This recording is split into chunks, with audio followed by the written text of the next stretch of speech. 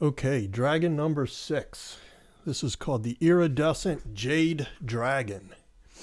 Now, this was one that I actually, I thought about the first dragon and how it was sort of crocodile-like, but I played that even down a little bit from the first one, from where this one goes. So basically, I really took the nose and exaggerated it more this time. And as I was doing that, it started to take on kind of the quality of it reminded me more of a serpent. So I just sort of went with that. I wasn't sure if we were going to put a body on him later or how the wings were going to work out. But the drawing just kind of suggested this backwards S shape. So I just kind of went with the flow. I think it looks pretty cool. I also remember thinking on that head that I would give it like a sawtooth sort of horn structure going down the bridge of his nose that I thought would be kind of neat, and maybe even something, it feels like I saw something like that on a shark or a fish or something at some point, so that looked pretty cool. Now the horns down the top, we start to refine those a little bit, but as I start to move around the back of the neck on this guy particularly, I'm aware that the form of the sort of snake-like body is going to move away from me. So those horns are going to disappear a little bit behind the neck area, behind that upper neck area. But again, from the gesture lines, I can kind of see suggestions of what I think could happen in these places. And all of this is about, just trying to take that a little bit further. You could certainly use more stages as far as the weight of the pencil. If you wanted to go use a 2H and then an H and come in, kind of come in a little quick, not quite as quick like that, you could do it.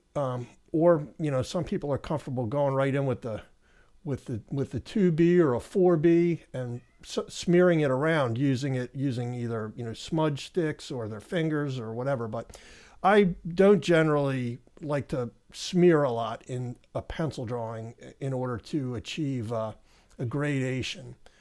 For me, at this point in my career, I keep the pencil drawings pretty sketchy like this, pretty linear.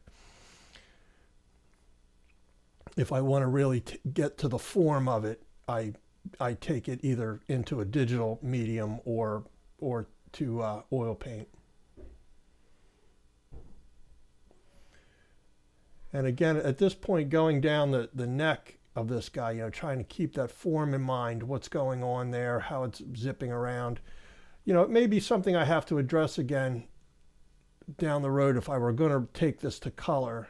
But especially in the shoulder of the wing there's still things that I see in this very loose gestural drawing that I want to just get down. I want to get those ideas down. And then you basically, keep the good ones, get rid of the bad ones down the road.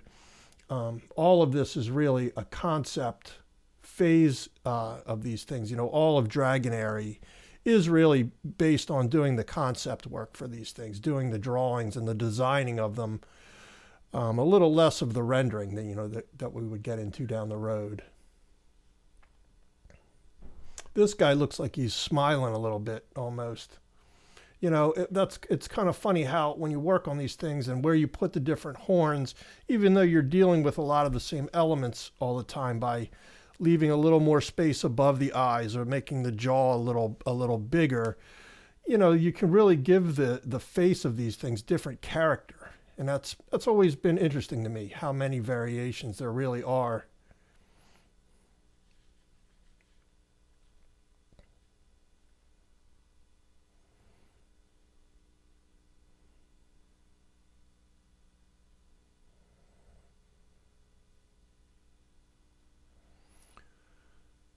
And so there we go. Dragon number 6, the Arabian Jade Cockatrice.